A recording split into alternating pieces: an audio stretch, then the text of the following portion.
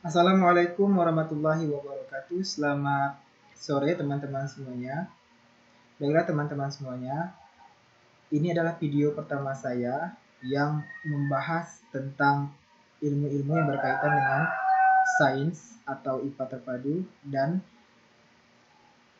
lebih tepatnya untuk jenjang lebih tinggi lagi yaitu biologi. Kalau sains atau IPA terpadu tadi itu dipelajari di jenjang SMP atau sekolah menengah pertama. Sedangkan untuk jenjang SMA, saya akan lebih fokus membahas tentang biologi.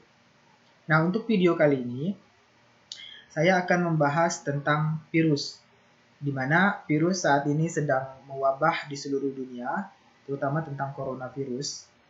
Perlu diingat, teman-teman, bahwa coronavirus itu sebenarnya virus yang sudah lama ada, tetapi untuk yang kali ini, COVID-19 ini, coronavirus disease 19 ini adalah jenis yang baru karena munculnya akhir tahun 2019 kemarin.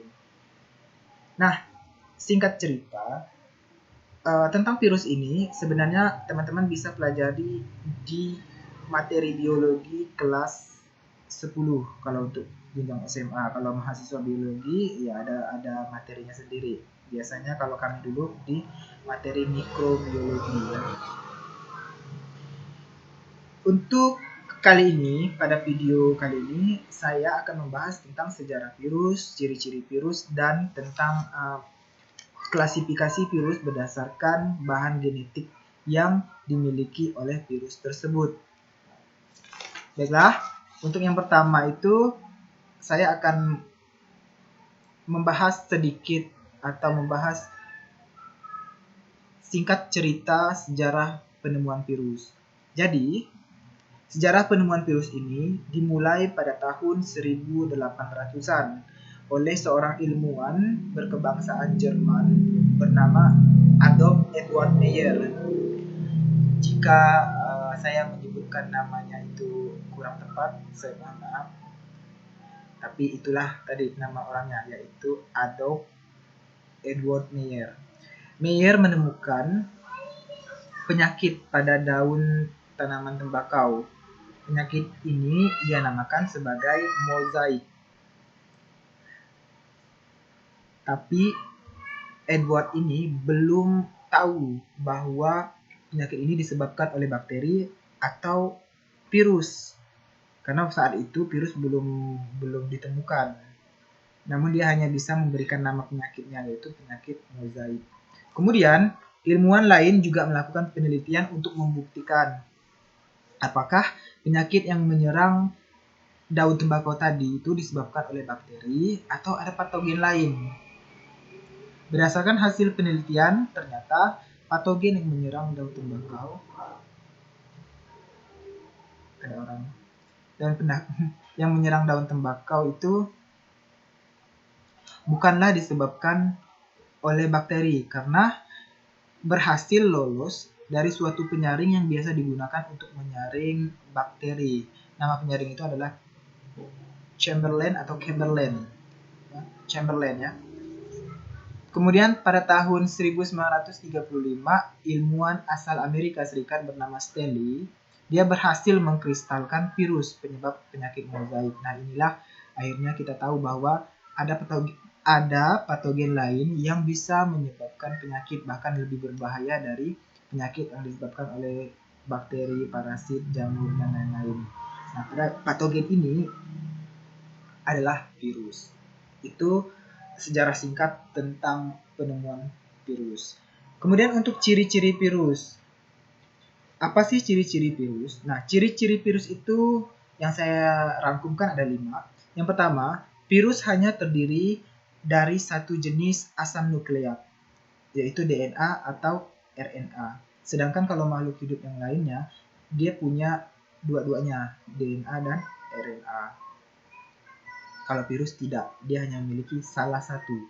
Kemudian yang kedua, virus membutuhkan sel inang karena hanya dapat memperbanyak diri di dalam tubuh sel hidup. Jadi dia hanya bisa hidup apabila ada di dalam tubuh makhluk hidup, entah itu manusia, hewan, tumbuhan, atau bakteri atau makhluk hidup yang lainnya.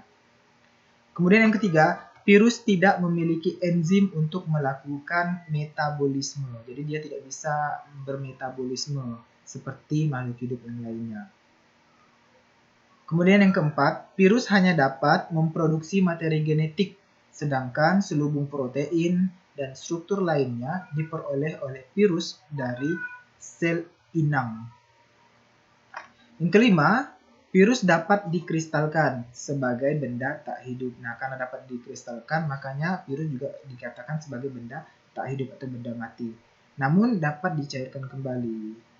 Itulah ciri-ciri dari virus. Dari ciri-ciri ini, virus itu kehidupannya itu masih membingungkan apakah dia makhluk hidup atau benda mati. Jadi dia bisa menjadi makhluk hidup, tapi juga bisa menjadi benda mati. Karena syaratnya kalau dia menjadi hidup, dia harus berada di tubuh sel inangnya atau host space-nya, yaitu makhluk hidup. Apakah itu manusia, hewan, tumbuhan, atau bakteri. Tapi jika di luar tubuh makhluk hidup, dia adalah benda mati. Itu ciri-ciri virus. Lalu virus ini juga memiliki harus memiliki sel inang.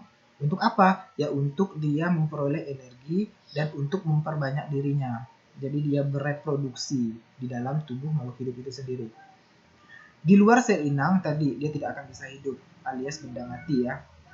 Maka dari itu, karena dia hanya bisa hidup apabila berada di tubuh makhluk hidup atau sel inangnya, virus ini dikatakan sebagai parasit intraseluler obligat.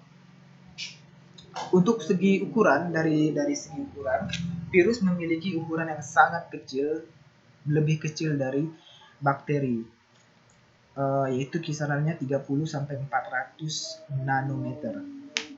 Untuk bahan genetik yang dimilikinya, tadi udah disinggung, dari ciri-cirinya virus ini hanya memiliki salah satu dari materi genetik, apakah DNA atau RNA. Sehingga virus ini bisa digolongkan menjadi virus DNA atau virus RNA. Untuk contoh-contoh virus DNA, di sini saya mendapatkan, sebenarnya ada banyak, cuman saya hanya ingin memberikan 3 contoh, yaitu pertama Bacteriophage, kedua virus herpes, dan yang ketiga adalah hepatitis B. Sedangkan untuk virus RNA, contoh-contoh yang saya akan berikan adalah yaitu virus HIV atau Human Immunodeficiency Virus yang menyebabkan penyakit AIDS. Kemudian virus campak, virus rabies yang disebabkan oleh hewan-hewan seperti anjing, kucing, tapi kebanyakan oleh anjing. Kemudian virus influenza, ini virus yang biasa dialami oleh manusia ya, virus yang menyebabkan kita flu. Kemudian ada virus meningitis, polio, hepatitis A, virus rubella yang waktu itu juga sedang heboh tentang rubella, mozaik tadi pada daun tembakau, kemudian virus corona. Ya, virus corona ini yang sedang mewabah di seluruh Indonesia, dan ini adalah jenis yang paling membunuh COVID-19. Saya rasa itu saja yang bisa saya sampaikan. Saya akhiri. Assalamualaikum warahmatullahi wabarakatuh. Selamat sore.